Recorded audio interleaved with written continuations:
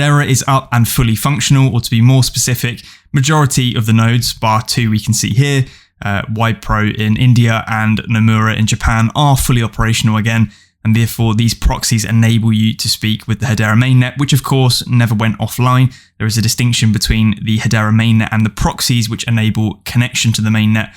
I will show you guys a diagram of this on screen for any of you who were a little bit confused.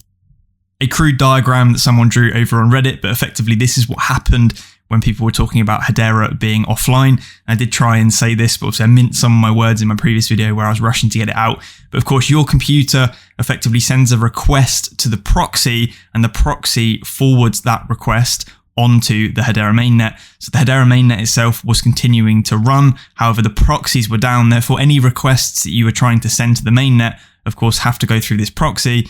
The proxies were offline, and therefore you couldn't connect to anything on the mainnet. You couldn't see balances. You couldn't use any decentralized apps or DEXs for that matter either.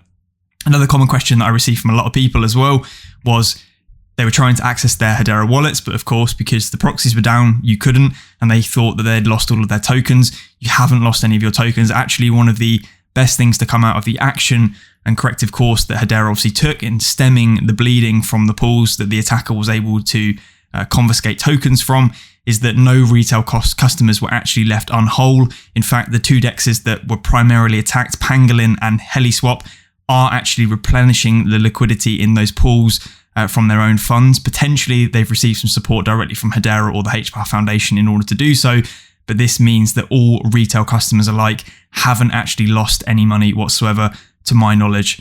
We will be covering and looking at that in more detail. Here we can see as well on the Metrica dashboard for the Hedera network, we can see things are humming along nicely again.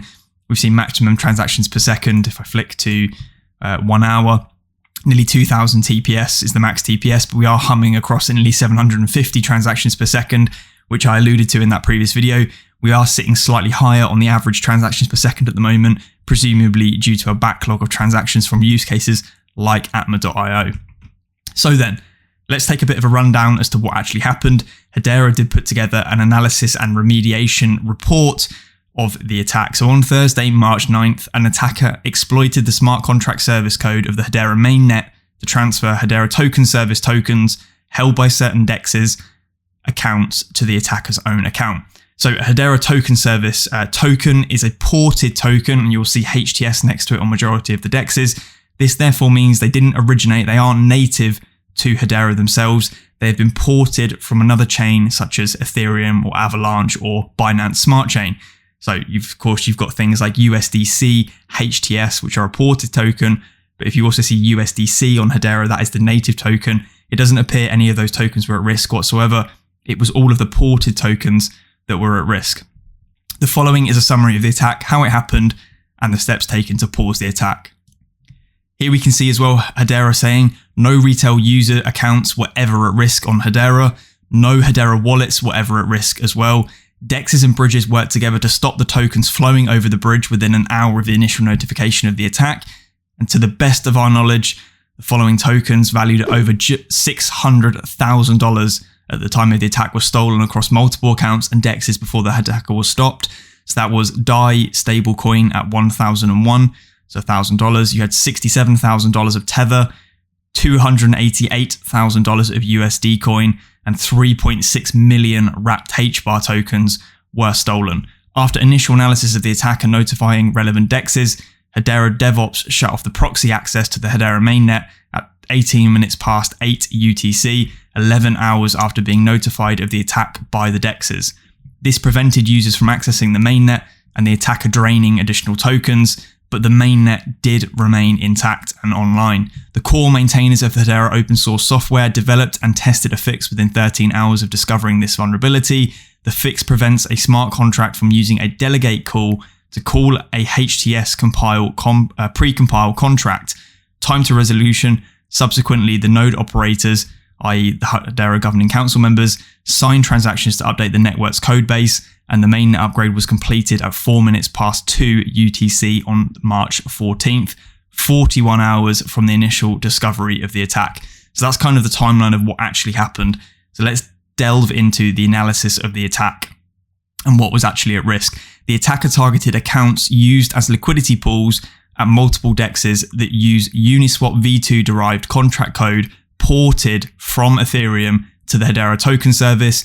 This included DEXs such as Pangolin, SaucerSwap, and HeliSwap. Now, it needs to be said as well, SaucerSwap didn't actually suffer any losses whatsoever, and that was confirmed. The $600,000 that was taken was from Pangolin and HeliSwap alone. This obviously raises questions as to why the attacker didn't go after SaucerSwap. Potentially, there was a slight issue with them doing whatever they were potentially doing. However, there were rumours that he was gearing up to take advantage of this on SaucerSwap as well, because the liquidity pools on SaucerSwap were much deeper. Anyway, let's keep reading through this. The attack was conducted in multiple different stages. So number one, using a particular contract, the attacker exploited a bug in the pre-compiled contract code on Hedera to illicitly grant themselves authorization to withdraw tokens from specific DEX liquidity pools. They then used a second contract. The attacker was able to interact with the target DEX to extract tokens into his particular account. On Tuesday, March 7th, the attacker created a new account, which was to form the base of operations for gaining illicit authorization on liquidity pools. They did fund this account from Binance with around 2,000 HBAR first and second transactions. And of course, we do know that this user did actually KYC with Binance, so presumably he is known now at this point. The attacker then created these two contracts, 2015743 and 2015837, which were essential to the attack is the fact that most smart contracts, such as Uniswap's V2 smart contract derivation, one of which several DEXs on Hedera use, have a swap function that takes an arbitrary contract to invoke as part of the swap. This is part of that delegate call. The attacker then calls the swap, passing its attack contract as the contract to be called as a delegate call with enhanced privileges. The DEX calls this contract, which then performs a delegate call on the Hedera token service pre-compile to grant approval allowance for tokens owned by DEXs in the liquidity pool. Critically, a bug in the Hedera mainnet code allowed the attacker to actually do this and request approval with the credentials of the liquidity pool instead of with their own contract's credentials. Subsequently, attacker was able to gain approval allowance on the DEX's smart contract. So basically, they were talking to the liquidity pool saying, I want to withdraw liquidity. Normally, the smart contract will reject this, saying your credentials aren't correct, but they were able to exploit a bug in the Hedera mainnet code itself to effectively spoof the contracts they created previously with the contracts the liquidity pool was looking for as part of that delegate function. So effectively, they managed to replace the smart contract the liquidity pool was looking for with these two up here that they created previously on that. And from that, they had enhanced credentials to then just withdraw liquidity to their own personal wallets, basically at will. And that's how this exploit actually took place. You can see as well, the attacker then created and funded their second HBAR account from Binance. If I scroll down, second account from Binance with a small amount of HBAR. This account would be the base from which they'd launch a second smart contract to actually remove the tokens from the liquidity pools themselves. So those two different contracts that they'd created. They created and deployed a contract they used for this attack. The attacker used the smart contract against HeliSwap, where they started by extracting a very small amount, which was 1,000 USDC DAI, and then the attacker used Hashport to transfer the stolen tokens off of the Hedera network. So they effectively tested their whole pipeline of attack first on HeliSwap, and then they moved across to Pangolin. So HeliSwap didn't even notice this to begin with. It looks like it was only noticed by Pangolin's team when it impacted their USDC/USDT pool. They then stole those funds over the course of several contract calls, starting small and then scaling up, while transferring tokens out of Hedera using Hashport. They then went after the Pangolin USDC wrapped HBAR pool. Initially, they were met with a failure. Sender does not have allowance when extracting the USDC, but they were able to actually extract the wrapped HBAR. 2 minutes later, they were able to extract both. When the attackers moved tokens obtained through these attacks over the Hashport bridge, the bridge operators detected the activity and took swift action to disable it. Hashport was then shut down, and the attacker resorted to sending funds to exchanges or other accounts. So the resolution. So that's kind of basically what happened in short. They effectively exploited a bug in the mainnet code. They had these two separate contracts that they were using to call that precompile delegate function themselves, something they should never have had access to whatsoever. The Ethereum state is stored strictly in individual smart contracts, whereas Hedera tokens are stored in a system-wide state map. When making a delegate call, the EVM will execute the contract's code on the calling contract state and not the contract storage storing canonical balances. However, when calling a pre-compiled contract, execution leaves the EVM, the Ethereum virtual machine, and enters the core layer 1 logic where the balance state is shared. So again, it's a good point here to illustrate or sort of clarify the difference. This bug was to do with smart contracts, which are Ethereum virtual machine based in nature. It actually had nothing to do with Hedera Hashgraph itself. All native balances were completely safe. It's just where obviously core infrastructure from Ethereum has been ported over to provide DeFi features on Hedera as it currently stands. And of course, this has led to more questions about whether we do actually need Hedera specific solutions to DeFi rather than forking or porting existing solutions from other chains where these bugs can exist in the nature of which how they interact with one another.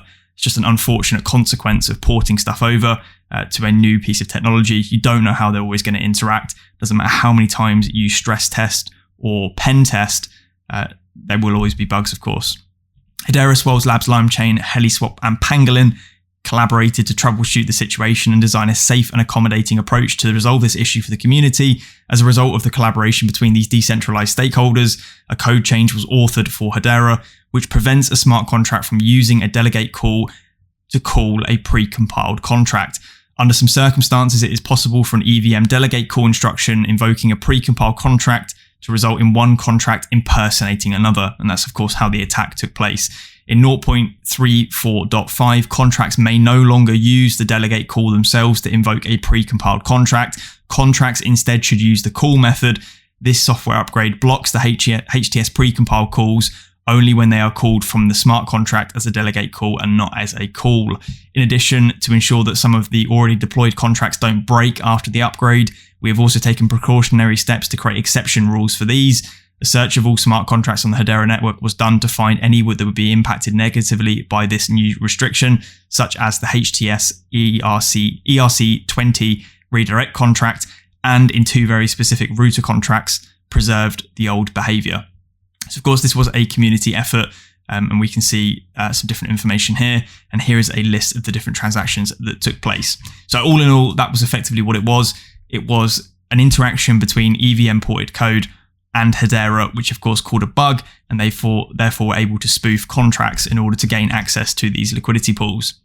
This is a hash scan of his wallet, so 0.02015717 is the attacker's wallet, and what we can still see is there are hundreds of thousands of dollars worth of stolen tokens that still reside within this account, presumably because he can't withdraw it at the moment to Binance and probably is being investigated by authorities of some kind. I would have presumed he'd have been reported immediately after completing and going through on this attack, but these tokens obviously haven't been recovered. There isn't a way for them to recover, but hopefully as part of ongoing negotiations, they will be able to recover those particular tokens. This leaves some questions though, and this was summarized quite well by it's Brandon D over on Twitter. So who was the attacker? Obviously they do know that anyway, so they won't release the information. What is the current criteria to shut off proxy access to the Hedera mainnet, and will it be changed in the future? So there are many questions around this. One of the simple answers at the moment is that Hedera still has control over all of the proxy nodes, but that will be changing in the future as its progression in the roadmap to full decentralization moves that access back to the Hedera Governing Council nodes themselves. So at the moment, it was a possibility for them to shut down all of the proxies. In the future, that won't be possible without effectively voting on that taking place. How does Hedera make nodes more independent and accountable for code releases? So again, this is probably part of the Hedera roadmap for decentralization, and I'm sure it's outlined there. In the future, we will face another situation where Hedera shuts off proxy access to the mainnet. Again, that would be interesting to hear from Hedera themselves, what the criteria is again for shutting off the mainnet in the future, and what do they deem, have they got a 3-point plan, a 5-point plan of what they deem acceptable to shut down proxy access to the mainnet? In this instance, I think it was the right thing to do. Many people from across the space and community also agree with that. Protecting users' funds and understanding the flaw that was taking place to enable this attack was very, very important. Was Hedera surprised by the exploit attack, or are they expecting something like this to happen? That would also be interesting to hear from Hedera themselves. What would have happened if mainnet proxies weren't actually shut off? Again, that would have been something very interesting to find out what the consequences of that could have been. Hedera did state in their earlier tweets that it was in an abundance of security for its users, i.e. they were basically going overboard by shutting down the proxies just in case the worst were to happen. But presumably they could have got around this without actually shutting off the proxies. They just did it to make sure that everyone was as safe as possibly could be. Were certain entities able to submit transactions on the mainnet while proxies were disabled? This is a question that I mainly have as well. It does appear that 𝗟𝗏𝗦, obviously majority of applications we see obviously all utilize the proxies, but whether or not governing council members, of course Avery Dennison being one of them, did they or would they have had access to directly submit to the mainnet without proxy access? It doesn't appear so, because there were no transaction changes, notable transaction changes between when the proxies went offline and then came back online, suggesting that no other transactions were really being submitted. Are there also plans for native Hedera smart contract services or alternatives in the future? I've seen more murmurings from across the space about this. Of course, we've got things like HBAR Suite, which are developing a smart node based decentralized exchange, which of course fully utilizes the native HTS and HCS contracts on Hedera, which are a complete alternative to smart contracts. They don't use smart contracts whatsoever. So maybe we need more standards like this going forward on Hedera. Would it also be better to have projects build natively on Hedera and eliminate those complications with bridging and smart contracts? It goes hand in hand with number 8. Obviously what I've just said. And what does the future of Solidity and the EVM look like? So obviously they've just patched some different bugs.